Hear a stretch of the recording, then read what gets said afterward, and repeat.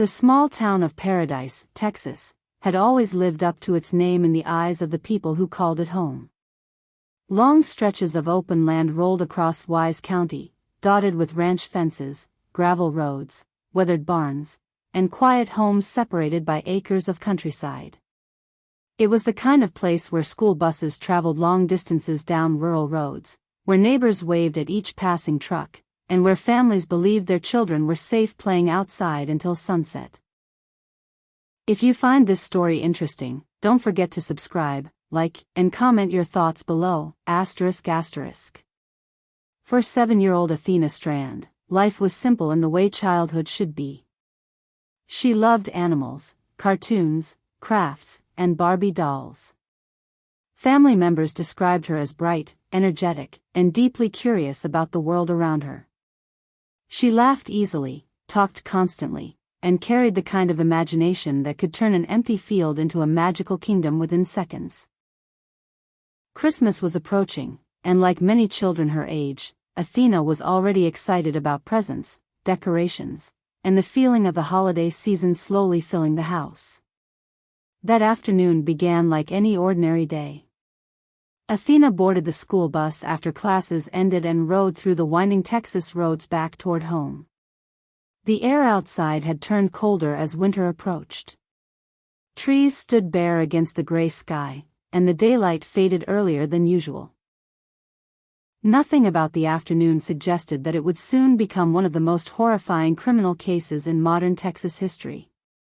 Earlier that same day, a FedEx truck had pulled into the driveway of the Strand family property. The driver behind the wheel was Tanner Horner, a 31-year-old delivery contractor working routes across the area.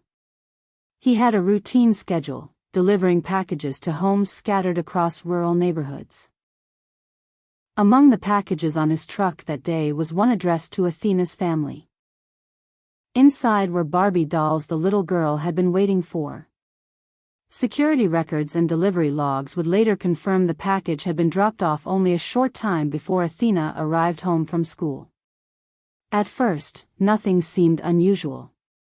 Athena's stepmother was inside the home when the child returned from school. According to reports later discussed in court, there was a brief disagreement between Athena and her stepmother sometime that evening.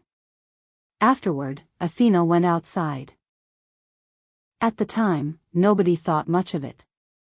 Children often wandered around the property, especially in quiet rural areas where traffic was minimal and neighbors were familiar. But as darkness approached, concern slowly turned into panic. Athena could not be found anywhere on the property.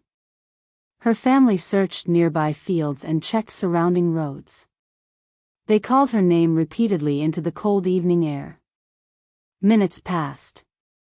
Then an hour. Then another. Soon, the family contacted authorities. The Wise County Sheriff's Office immediately treated the disappearance as a critical missing child case. Deputies arrived at the property and began organizing a search operation. In small communities like Paradise, news travels fast. Within hours, volunteers from neighboring towns joined law enforcement officers in the growing effort to find Athena alive. The search became massive almost immediately. Flashlights moved across fields throughout the night. Horses crossed muddy terrain while ATVs pushed through wooded areas and creek beds. Helicopters circled overhead using thermal imaging equipment. Search dogs tracked scents near the property while volunteers formed lines walking shoulder to shoulder across open land. Parents across the community could not sleep. Many kept their porch lights on through the night, hoping the child would somehow wander home safely. Others joined the search themselves, refusing to sit still while a 7-year-old girl remained missing somewhere in the darkness. Investigators worked quickly to reconstruct Athena's final known movements. One detail soon drew attention: a FedEx delivery truck had arrived at the home shortly before Athena disappeared. Detectives obtained delivery information connected to the package drop-off. The route was traced back to Tanner Horner, the contract driver responsible for delivering the Barbies earlier that day. Initially, there was no reason to suspect him. Delivery drivers visited hundreds of homes every week. But as investigators reviewed timelines and GPS tracking data, they noticed irregularities. Certain delivery scans did not align perfectly with Horner's route records. There appeared to be unexplained gaps in his schedule after the package delivery. Authorities brought Horner in for questioning. At first, according to investigators, he denied involvement in Athena's disappearance. But detectives noticed inconsistencies in his statements. As questioning continued, his explanation reportedly changed multiple times. Then the case took a devastating turn. Authorities later stated that Horner confessed to abducting Athena shortly after delivering the package. The details that emerged shocked even experienced investigators. According to court testimony, Horner claimed there had been an accidental interaction involving the child near the truck. Prosecutors, however, argued that physical evidence contradicted key parts of his explanation. Investigators recovered evidence from inside the FedEx vehicle, including audio recordings and surveillance material that became central during the trial. As the search operation continued publicly, only a handful of investigators knew the horrifying truth beginning to unfold behind closed doors. For 2 days, volunteers still hoped Athena would be found alive. Across Texas, news stations interrupted programming to report updates on the missing child. Social media filled with photos of Athena's smiling face. Thousands of strangers shared her image online, praying someone might spot her somewhere along the highways or back roads. But deep down, many investigators already feared the worst. On December 2, 2022, authorities discovered Athena Strand's body near the Trinity River several miles away from her home. The announcement devastated the community. Outside the sheriff's office, reporters gathered as officials confirmed the heartbreaking news. Many volunteers who had spent days searching broke down in tears. Parents hugged their children tighter that night. In Paradise, Texas, fear and grief settled over the town like a storm cloud. People struggled to understand how something so evil could happen in such an ordinary place. The image that haunted many was painfully simple: a little girl waiting for Barbie dolls before Christmas. As investigators continued building the case, more disturbing details emerged. According to prosecutors, evidence recovered from inside the FedEx truck included recordings capturing moments after Athena entered the vehicle. Court records later revealed that Horner admitted he killed the child because he feared she would tell her father what had happened. The revelation horrified the nation. The crime dominated headlines across America. Major news outlets covered the investigation daily as new details surfaced. True crime communities online followed every development closely. The story tapped into one of society's deepest fears: danger arriving disguised as something ordinary and trusted. A delivery truck. A package. A Christmas toy. The trial later exposed the full timeline investigators believed unfolded that afternoon. According to prosecutors, after Athena entered the truck, Horner drove away from the property instead of continuing his normal route. GPS records and vehicle tracking data helped investigators map his movements during the critical time period.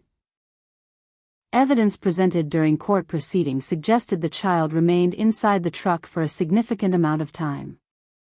Jurors reportedly listened to emotional testimony from investigators, forensic experts, and family members. Some details were considered so disturbing that certain media outlets chose not to broadcast portions of the proceedings live. Athena's family sat through every painful moment. Photographs shown during trial forced them to relive the nightmare repeatedly.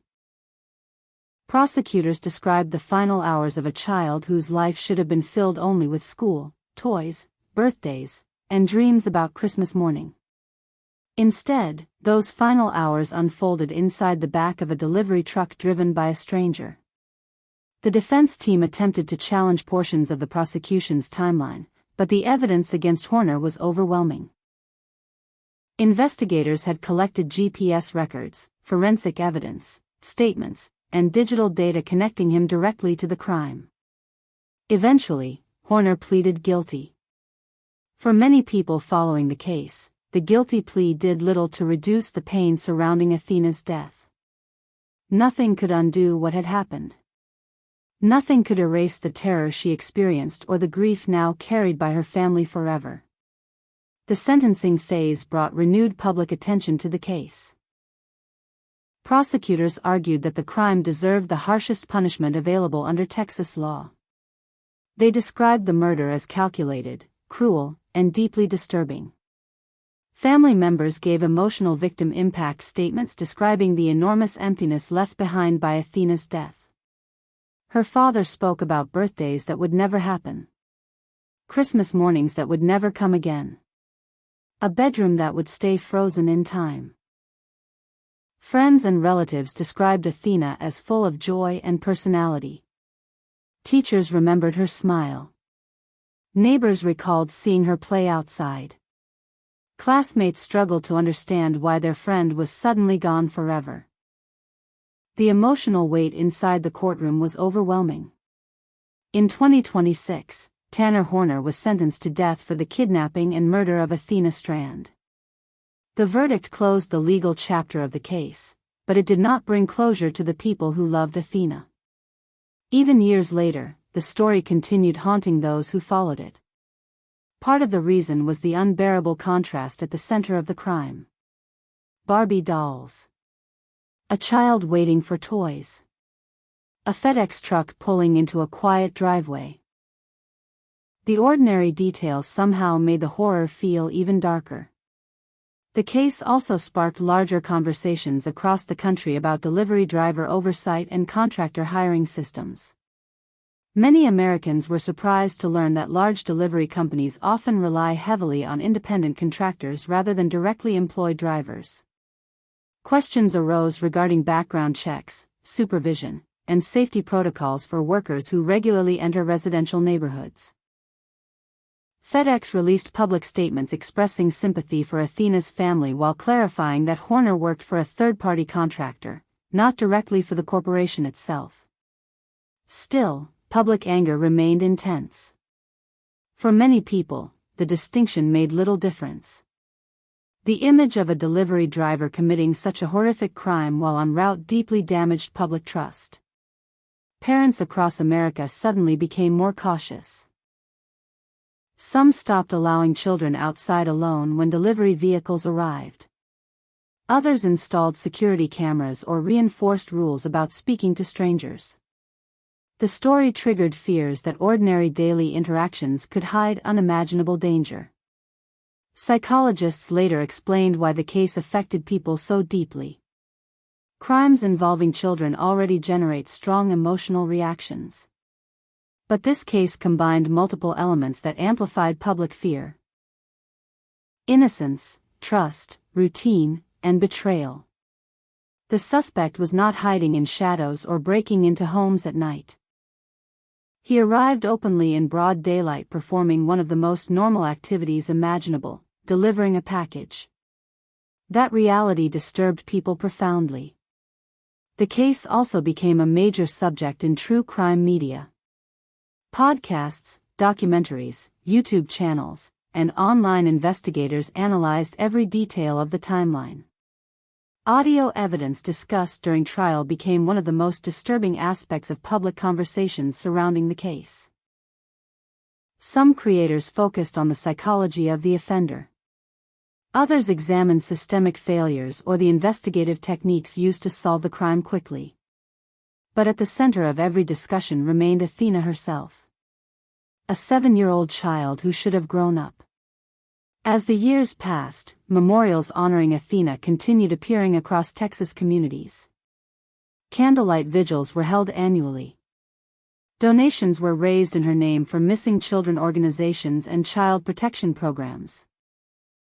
Community members placed Barbie dolls, flowers, and stuffed animals near temporary memorial sites after the case. For Athena's family, grief became something permanent. Loved ones described how ordinary moments now carried pain. Passing school buses. seeing Barbie aisles in stores. Watching other children grow older while Athena remained forever 7 years old in photographs. Friends of the family said the tragedy changed the entire community of Paradise. People locked doors more often. Children were supervised more carefully. The sense of innocence that once defined the quiet town never fully returned. Law enforcement officials involved in the investigation later admitted the case stayed with them emotionally long after it ended. Missing child investigations are among the most difficult assignments officers face, especially when outcomes turn tragic. Several investigators reportedly described Athena's case as one they would never forget. The speed of the investigation became notable nationally. Authorities moved rapidly by combining witness interviews, GPS tracking, delivery records, surveillance technology, and interrogation techniques. Experts later pointed to the case as an example of how modern digital tracking systems can help solve crimes quickly, especially when suspects use company vehicles equipped with monitoring technology. Still, solving the case quickly did not lessen the heartbreak. In interviews afterward, community members often repeated the same thought. Athena should have been safe. That idea lingered over every discussion about the case. Safe at home. Safe in her yard. Safe waiting for Christmas. Instead, what began as an ordinary delivery turned into a nightmare that shattered countless lives forever. The image remained hauntingly simple. A cardboard package sitting on a porch. Barbie dolls inside. A child disappearing into the cold Texas evening. And a small town desperately searching the darkness, hoping against hope that she would somehow come home alive. If you enjoyed this story, don't forget to subscribe, like, and comment your thoughts below.